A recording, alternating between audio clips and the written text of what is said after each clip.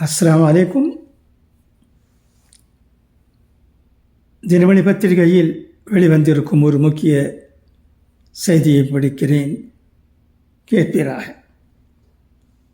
விக்கிரவாண்டி களத்தில் 29 வேட்பாளர்கள். விழுப்புரம் மாவட்டம் விக்கிரவாண்டி சட்டப்பேரவை தொகுதி இடைத்தேர்தலுக்காக வேட்பாளர் இறுதிப் பட்டியல் புதன்கிழமை வெளியிடப்பட்டது. அதன்படி இந்த தேர்தலில் 29 பேர் போட்டியிடுகின்றனர். விக்கிரவாண்டி சட்டப்பேரவை தொகுதி உறுப்பினராக இருந்த திமுகவின் நா. புகழேந்தி ஏப்ரல் 6ஆம் தேதி உடல்நலக் குறைவால் உயிரிழந்த நிலையில் காலியான இந்த தொகுதிக்கு ஜூலை 10ஆம் தேதி இடைத்தேர்தல் நடைபெறும் என இந்திய தேர்தல் ஆணையம் அறிவித்தது. கடந்த 14ஆம் தேதி தொடங்கிய வேட்புமனு தாக்கல் 21ஆம் தேதி நிறைவடைந்தது. இந்த தேர்தலை பிரதான எதிர்க்கட்சியான அதிமுக புறக்கணித்த நிலையில் திமுகவின் அன்னியூர் சிவா, பாமகவின் சி. அன்புமணி, நாதகாவின் போ. அபிநயா உள்ளிட்ட அரசியல் கட்சி வேட்பாளர்கள், சுயேட்சை வேட்பாளர்கள் என 56 பேர் 64 மனுக்களை தாக்கல் செய்தனர். தொடர்ந்து கடந்த 24ஆம் தேதி வேட்புமனுக்கள் மீதான பரிசீலனை நடைபெற்றது. அப்போது 35 வேட்புமனுகள் தள்ளுபடி செய்யப்பட்டன.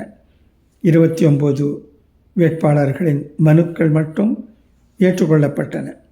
வேட்பு மனுக்களை திரும்ப பெற்றுக்கொள்வதற்கு புதன்கிழமை பிற்பகல் 3 மணி வரை அவகாசம் வழங்கப்பட்ட நிலையில் சுயேட்சை வேட்பாளர்கள் யாரும் மனுக்களை திரும்பப் பெறவில்லை.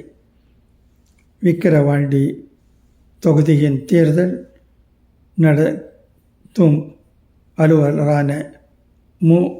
சந்திரசேகர் இந்த தொகுதிக்கான வேட்பாளர் இறுதிப் பட்டியலை வெளியிட்டார். அதன்படி 29 பேர் தேர்தல் களத்தில் உள்ளதாக அறிவிக்கப்பட்டது. பின்னர் வேட்பாளர்களுக்கு சின்னங்கள் ஒதுக்கீடு செய்யும் பணி தொடங்கியது.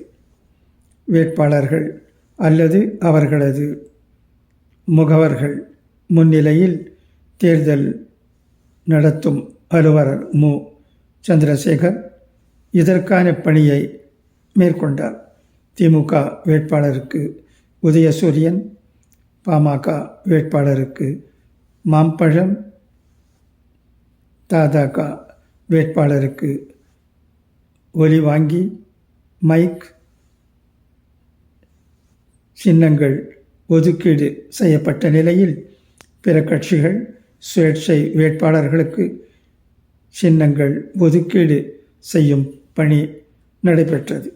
ஒரே சின்னத்துக்கு 2 அல்லது 3 வேட்பாளர்கள் போட்டி போட்டால் குலுக்கல் முறையில் சின்னம் ஒதுக்கீடு செய்யப்பட்டது. இந்த நிகழ்வில் மாவட்ட ஆட்சியரின் நேர்முக உதவியாளர்கள் தமிழரசன், தேர்தல் முருகேசன், துணை ஆட்சியர் முகுந்தன், உதவி தேர்தல் நடத்தும் அலுவலர் யுவராஜா, தனி வட்டாட்சியர் கணேசன் உள்ளிட்டோர் பங்கேற்றனர்.